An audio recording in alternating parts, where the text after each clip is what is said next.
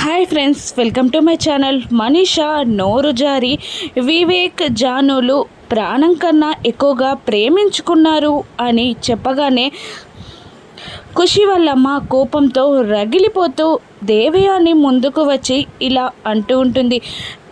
కళ్యాణం ఒకరితోనూ కాపురం ఇంకొకరితోనూ చేద్దామనుకున్నాడా నీ కొడుకు అని ఖుషి వాళ్ళమ్మ దేవయానిని నిలదీస్తూ ఉండగా దానికి దేవయాని ఏదో వివరణ ఇవ్వబోతూ ఉండగా ఇక మళ్ళీ ఆవిడే దేవయానిని చీచి నోర్ముయ్ సంస్కారం లేనిదానా అని తిట్టేస్తుంది. ఇక ఆవిడ దేవయానిని అలా తిట్టగానే మనీషా, మిత్ర, లక్ష్మి అందరూ ఓ అని అనుకుంటూ సైలెంట్గా ఉండిపోతారు. ఇక అలా దేవయానిని తిట్టగానే దేవయాని కోపం పట్టలేక ఆ తిట్లని భరించలేక ఈ సిగ్గులేంది నన్నే నోర్ముయ్ అంటుందా అని దేవయాని రివర్స్ అయ్యేసరికి ఖుషి వాళ్ళమ్మ ఏంటి నన్నే సిగ్గులేంది అంటావా అని అంటూ దేవయాని చెంప మీద ఒక్కటి లాగిపెట్టి కొడుతుంది. ఇక దాంతో కోపం పట్టలేని దేవయాని కూడా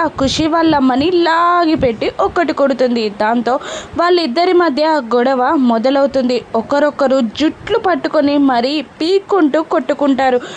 దేవయాని ఖుషి వాళ్ళమ్మని వంగపెట్టి గుద్దుతుండగా ఇక దేవయానిని కూడా ఆవిడ అలాగే గుద్దుతూ ఉంటుంది. ఇక మధ్యలో ఖుషి అడ్డు రావడంతో దేవయాని ఖుషిని కూడా వంగపెట్టి 4 గుద్దుతుంది. ఇక వివేక్, మిత్ర, సంయుక్త, మనీషా అందరూ కలిసి వాళ్ళిద్దరిని ఎంత విడదీయాలని ట్రై చేసినా కూడా వాళ్ళు విడిపోకుండా అలాగే తిట్టుకుంటూ కొట్టుకుంటూ ఉంటారు. ఇలా లక్ష్మి వేసిన ప్లాన్ వల్ల వివేక్, ఖుషీల పెళ్ళి మనీషా చేతుల మీదుగానే ఆగిపోయింది. ఇక దేవయాని జాను, వివేక్ల పెళ్ళికి ఒప్పుకుంటుందా రాను నెప్సెస్లో చూద్దాం.